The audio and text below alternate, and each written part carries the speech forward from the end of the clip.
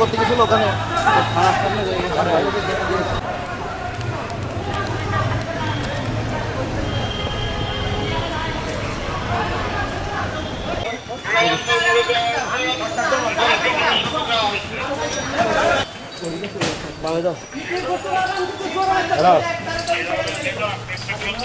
হ্যাঁ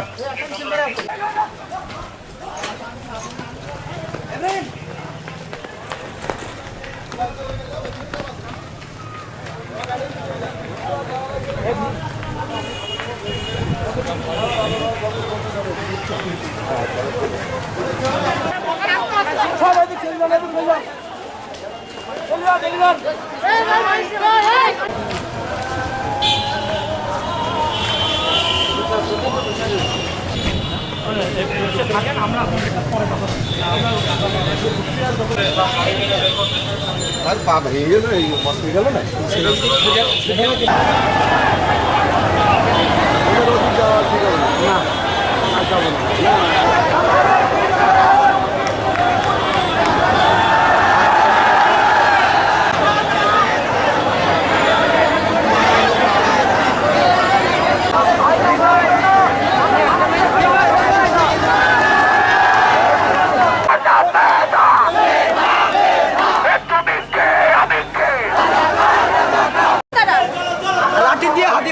হাতে বাড়ি মারিছে, হাতে এখনো হাতে হতেছি না। পুলিশটা যদি লাঠি দিয়ে মারে তাহলে আমরা কোথায় যাবো? আমরা আন্দোলন করতে আসছি।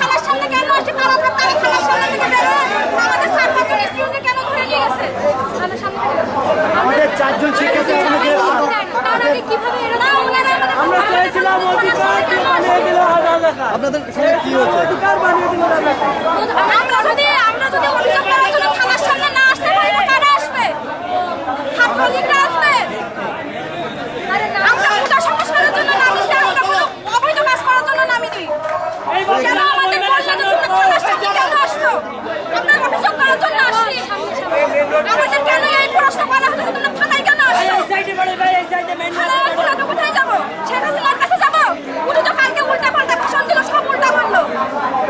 আমাদের কর্মসূচি এমন হলে আমরা প্রথমে এখানে আসতাম।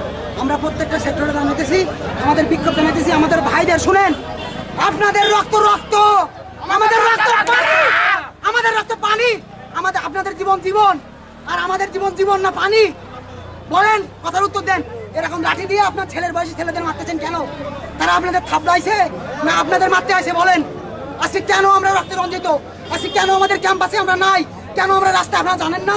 আপনারা বুঝেন না যে কেন আমাদের কিভাবে মারা হচ্ছে? আপনার ফেরেস্তার কোথাও নাই।